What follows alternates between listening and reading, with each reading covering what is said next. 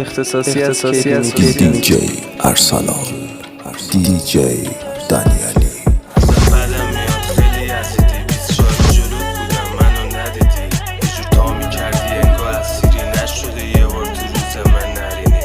واسه چند تا اول بودی آرزو، برا من رابطه فقط ساده بود. گفتی اخته شده برات حال خوب، هنوزم رو بودی من ازت تارمون. بچه فکر کن اصلا منی نبوده، من با تنهایی رفیقم حسوده. میپریم سر و کوله هم تو سکوت، حداقل نمیبینم رخ کبوده.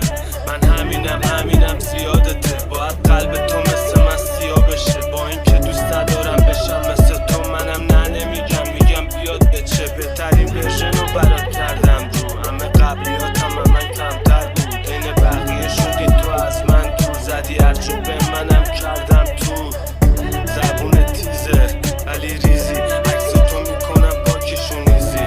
رای نداره حل بشه چیزی، انقدر که بددهنی انگار بیزی. برای تو بدی نبود، همش به عقب رفتن. برای تو هر کی گازی از هم ترسم کندن. دنبال محبت بودم واسه من فرق نمیکرد. اگه باز بیای پیشم قول میدم بد نمیشم. قبول که بعضی وقتا سرت هم 80 میزدم، قبول که نبود جیران نگفتم باز میخرم. ولی خب هم داشتی شاد نبودم حال کنم. دوست داشتم گرفتگی تو با افم باز کنم.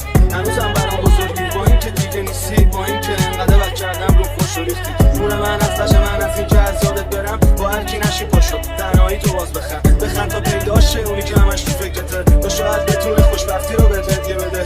بارون بیاد نیاد ما که توی خونه نشستیم، یه چند ماهی میشه که تا کردیم کوله رو بستیم. نیاز به یه سالی نبودن توی شهر رو دارم، با اینکه خونه وادم گفت نباشه خدا من. هنوز تو صدای خندت یه وقتا چشام میره، هنوزم دوست دارم ببینی چشام میگه. زمان که رفته جلو دیگه هم عقب نمیاد، دیگه این در به داغون چیزی هم ازت نمیخواد. فقط مراقبت کن حواست باشه دیگه، خواستی هم عاشق بشو هوای عاشقیه.